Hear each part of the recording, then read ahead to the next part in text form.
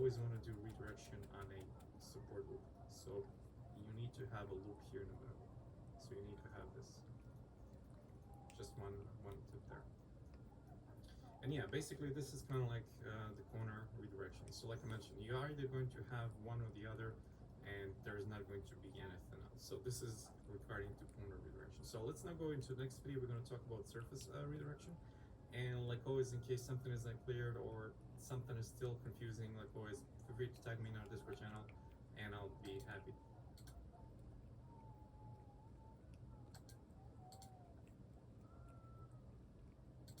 Let's now continue with edge redirection. So as a small reminder, I highly recommend going through the videos before this one, because here I'm just going to assume that we're already familiar with edge flow and edge supports and how the corner redirection works. So we're just going to continue now with the surface redirection. So it's a little bit different. Might seem a little bit confusing at the beginning, but this is the thing that I think the more as you practice, the clearer it's going to get. But I'm going to try and keep this as simple as possible, and then later we're just going to kind of build on top of it, and you're going to see that a lot of stuff that we do later is going to be kind of like inherited from these basics that we start here. So okay, so first of all, rule of thumb, redirection we are not going to use to establish form. That means that whatever we are creating, you're going to see later in motorbike or helmet or anything that comes later, you're going to see that redirection, it's not going to be part of that initial blockout. It's not going to be part of that initial form establishment. It's going to come only later as, let's say, reducing the polycount, or to, let's say, find spaces for specific detailing and whatnot. So it's going to be situational. There is no, unfortunately, one rule to rule them all, kind of like one rule that you can apply for everything. It's going to be very situational. So that's why I think the practice itself is going to be a huge factor in mastering when to use redirection and whatnot. As another golden rule here, it's going to be that whenever we are establishing form, we're always going to go through kind of like this approach, where all the polygons are more or less the same size and no redirection at all. So redirection, even the corner redirection, is going to come only if necessary, only if needed, and if there's no way the way around it. So only way to push forward is to kind of like have as clean established topology as you can, and then later, if necessary, moving to the redirection. So here we're going to cover two types of redirection for now. So it's going to be 3-to-1 connection.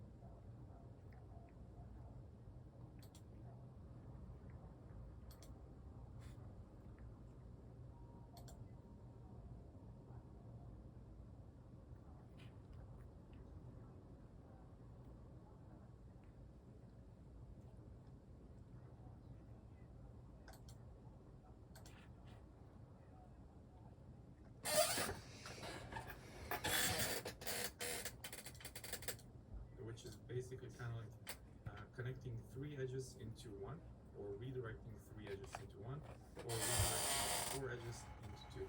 So these kind of like are going to be our golden standard most of the time. 3 to 1 is going to be kind of like very familiar to you if I just show you. So we're going to use, let's say, something like this. We're removing the edges, removing the edge here, and this is how you get your 3 to 1 connection. And then always don't forget when you kind of like remove some of the edges, so do any changes on the surface, make sure to balance that back so that you have those polygons as even as possible, and that you avoid this kind of opening. So that's kind of like an important thing to mention when doing redirections. So the same thing here, even what you see here on the right, this is not really how you're going to leave the topology hanging. So you're always going to come back and try to even whenever possible. So this is how actually it's going to look like, and where it's going to be hidden within the topology. So redirection is going to be part of the topology. So these are kind of like those 2 basic ones. Now I'm going to show you where these redirections might be useful, or where the most use cases would be. And then later you're going to see, as we do more and more examples, we're just going to rotate them and try to fit them in where possible, because there's always going to be multiple solutions to whatever objects we are creating. So I'm going to hide this. So first select this, hide this, and unhide everything else actually that I had hidden. So actually I need to go show display all, and then hide this. Right, so here I have an example of 3 to 1 connection, where let's say we are creating a source.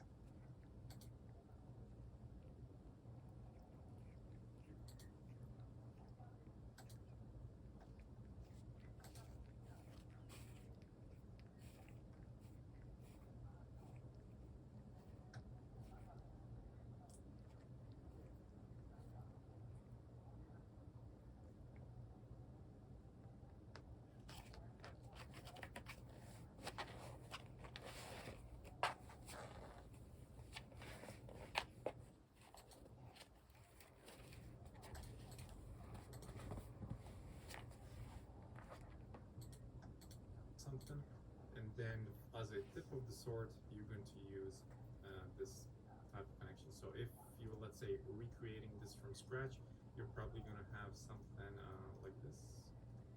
So you're going to have probably something like this, and 2 points are going to be connected. And then how to get from that triangle, inner topology is simply always, triangles are always going to be closed within one loop like this. And then from that triangle, you're going to get a quad. And then from that quad, you're going to continue creating more and more topology, moving forward into the shape, and so on. So this is now, let's say, one approach where 3 to 1 connection will be useful. Now there's another one, which is kind of like pushing that triangle a little bit more to the top. And the reason why would you do that is, for example, that what if that you want this one a bit more tipped, and that it's actually